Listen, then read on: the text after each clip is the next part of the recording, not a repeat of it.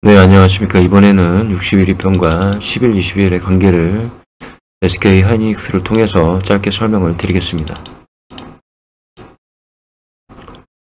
자, 보시면 61위평이 상승할 때, 하락할 때,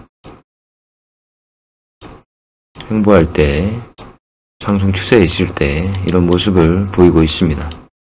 자, 61위평이 본격적으로 상승 추세에 접어들면요, 웬만하면 10일과 20일은 61위평 위에 정배열이 나 있습니다.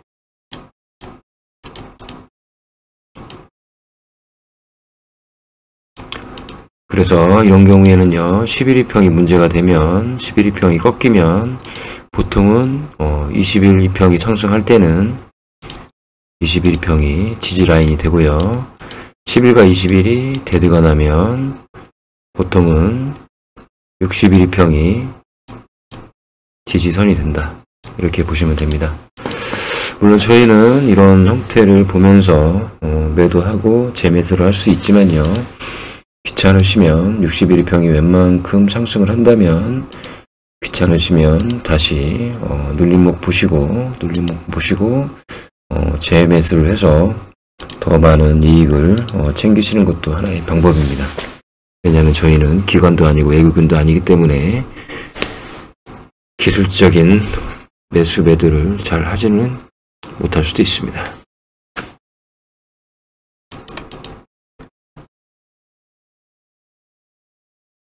대신에 트레이닝 관점에서 내가 보유한 100% 중에 20%, 10%, 30% 정도는 움직이면서 매수 매도는 할 수가 있습니다. 전체를 다 판단하는 거는 참 어려운 일이죠, 사실.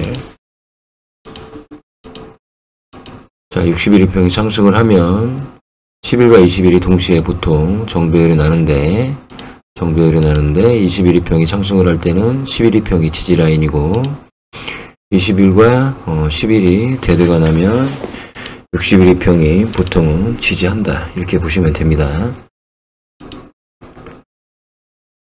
11위평이 문제가 생기고 21위평이 지속적으로 상승 가능성이 있다. 그러면 21위평이 또한 지지선이 됩니다. 주가가 고점을 찍고 이제 61위평이 하락을 합니다. 물론 고점 되었을 때 매도하는 기준은 따로 있습니다. 그 부분은 여기서 설명을 드릴 수 없습니다. 일단 왜냐면 지금은 10일과 20일, 60일 관계를 말씀드리는 부분이기 때문에 자, 61위평이 하락하면 중간에 주가가 오르더라도 저항이 있습니다. 10일이 저항이고 20일이 저항이고 60일이 저항입니다. 더군다나 지금은 역배열인 상태이죠. 그럼 역배열인 상태 같은 경우에는 주식이 아무리 올라가봤자 61위평이 저항이 돼서 다시 그만큼 또 하락을 보통 합니다. 네. 61위평이 하락할 때 골드가 나도 61위평의 어떤 모습을 보고 얘가 계속 오를 것인가 그 부분을 판단해야 되는데요. 그거는 61위평이 지속적으로 상승을 계속 하는지는 저희가 좀 디테일이 필요합니다. 디테일이 필요한데 대충 61위평 캔들을 이평선의 캔들을 보시면 하락 추세의 캔들이 이렇게 계속 만날 것을 염두를 한다면 61위평이 지속적인 상승이 없지 않겠나 이렇게 저희는 판단할 수가 있습니다. 이걸 보고 저희는 판단할 수가 있습니다. 그래서 디테일이 필요합니다. 그래서 61위평이 이렇게 횡보를 한다. 그런 경우에는 결국 10일과 20일을 보면서 저희는 매수 매도를 할 수밖에 없습니다. 데드가 나면 무조건 팔아야 된다. 네, 무조건 팔아야 된다. 61위평의 어떤 가능성 여부를 체크를 하면서요. 자, 61위평이 본격적으로 상승을 하면서 10일과 20일이 지금 고리가 나고 주가가 10일과 21평 위에까지 올라가 있습니다. 만약에 하이닉스가 떨어진다면 제가 판단했을 때는 11일평이 지지선이 될 것이고요. 61일평이 지속적으로 계속 상승을 할 것인가는 60일 전의 캔들을 보면서 판단을 하셔야만 됩니다. 기본적으로 내 캔들이 60일 전 캔들 위에 있으면요, 61일평에 대한 걱정은 별로 안 하셔도 됩니다. 네. 그런데 이렇게 어중간할 때 60일 전의 캔들이 내 캔들과 위치가 비슷하다.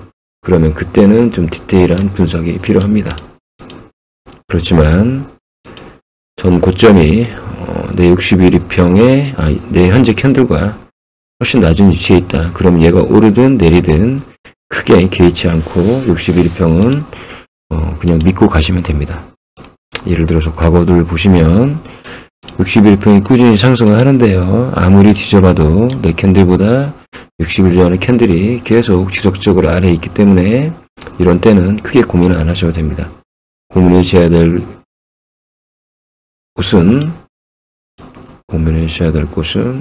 이런 경우를 고민을 하셔야만 합니다. 자, 정리를 해드리면요. 61일평이 상승하면서 10일과 20일이 존재한다. 그러면 이 주식은 어차피 지지를 받고 상승하기 때문에 굳이 매도를 크게 고민 안 하셔도 되고요.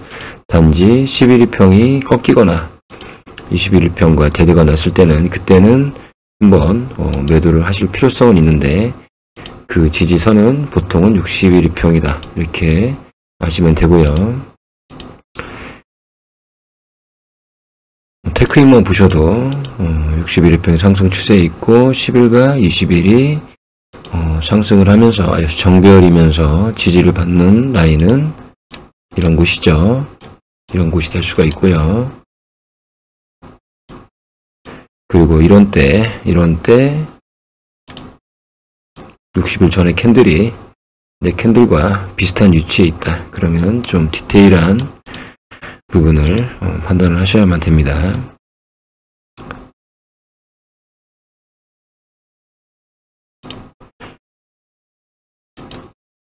제조 말고 제약 같은 경우도 마찬가지입니다.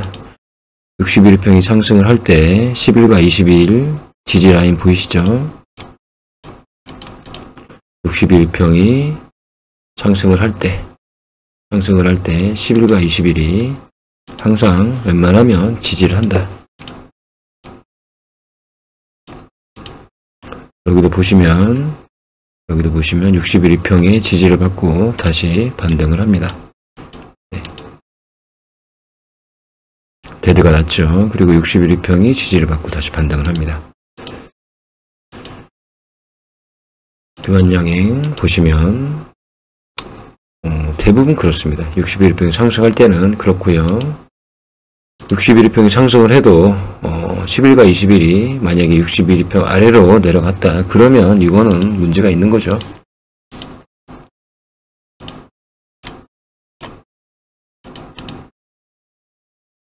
(61일평이) 지속적인 상승이 있다고 해서 고점이 안 생기는 거 아닙니다. 이거는 나중에 고점이 되는 시점을 일목균형표를 보면서 알 수도 있고요. 그리고 또 RSI라는 지표를 보면서도 알 수가 있고 볼린저 밴드를 보면서도 알 수가 있습니다. 정리를 해드리면 61일평 상승 때 10일과 20일이 정배열이 되어 있으면 크게 눌림목이 있기 때문에 매수매도 한 20% 정도만 왔다 갔다 하시면 되고 61일평 아래 10일과 20일이 있을 때는 데드가 나면 크게 고민을 하셔야 되고 정배열이 될 때까지는 주식을 매수하시면 안 된다. 정배열이 된다고 해도 61일평에 상승이 있을 때만 지속적인 것이지 그렇지 않은 경우에는 주가가 올라가는 한계점이 보일 수밖에 없다. 자, 짧게 61일평과 10일, 21일평의 관계를 말씀을 드렸습니다. 두서없이 정리된 내용을 들어주시느라고 고생하셨습니다.